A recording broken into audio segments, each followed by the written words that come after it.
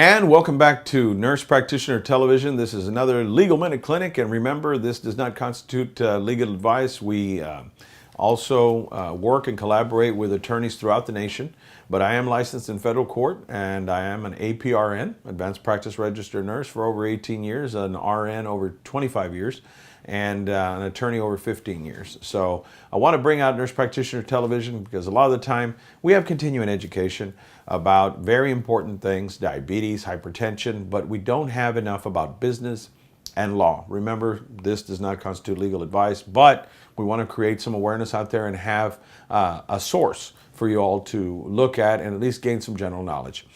Today I want to talk about telemedicine. Many of you all have seen on Facebook that I'm very passionate about telemedicine and remote patient monitoring, and we want to break down that message a little bit. Telemedicine is one of these things that obviously we think about where you have a client or a patient looking into a camera or looking at a monitor and communicating with a physician or advanced practice registered nurse or a PA or staff at a clinic or other setting, or even in incarcerated individuals that started out there and in the military really caught a lot of energy by doing that and bringing that out through the Bureau of Prisons.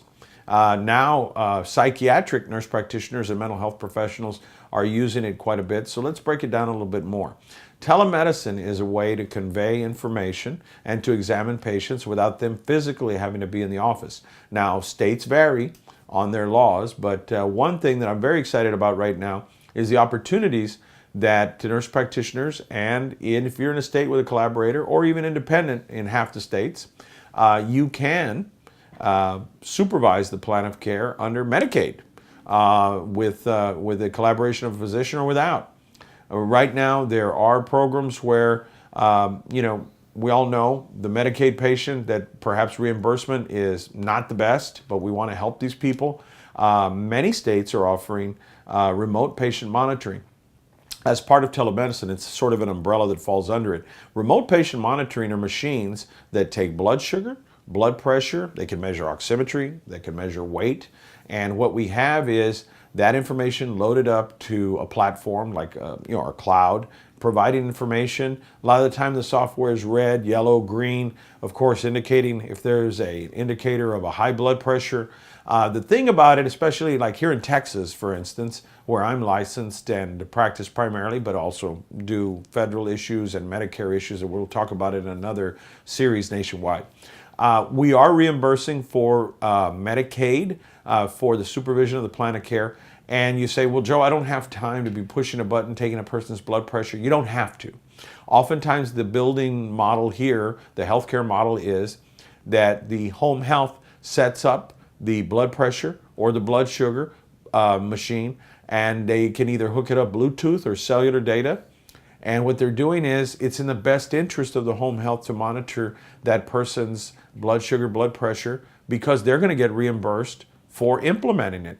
And they're going to make at least $100 per patient a month is what we're looking at. We have vendors and people, and I don't endorse these people, but they do have the machines. I've met with people as far as Taiwan that are making these machines that are wonderful, wonderful technology and technological instruments that are helping patients keep out of the ER, ICU, and admissions. So, to be more clear, the home health would monitor it. It would be loaded up to a cloud, and you as the nurse practitioner could be supervising it for the physician or for yourself independently and getting paid what you deserve for Medicaid patients. And this is revolutionary.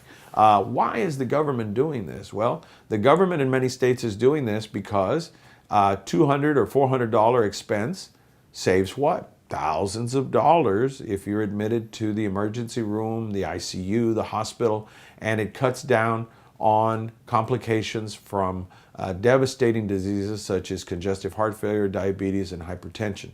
So this is just an introduction to telemedicine. There's also telemedicine where you can have private opportunities. We've got companies that I've met with that are offering a way for nurse practitioners to make more money, more revenue while helping others, and by going up online and having a telemedicine setup where they can see people private pay. for allergies, for follow-ups with colds, coughs, sniffles, depending on your area of the country, depending on your state laws, which vary from state to state. Now, Medicare is looking at this closely.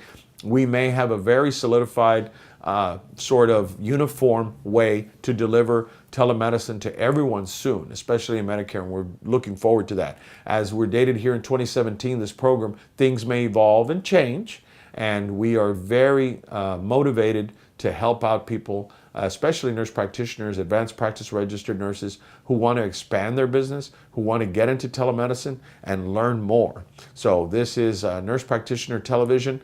Joe Flores is your host, me, and we want you to stay tuned and either watch us on Spectrum here in Texas, or you can watch us anytime you want, right there on YouTube and on Facebook.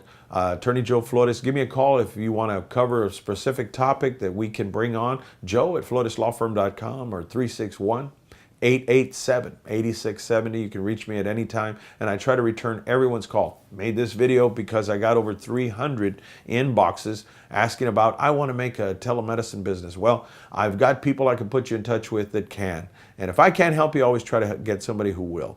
Again, advanced practice registered nurse and attorney Joe Flores signing off. Thank you and God bless.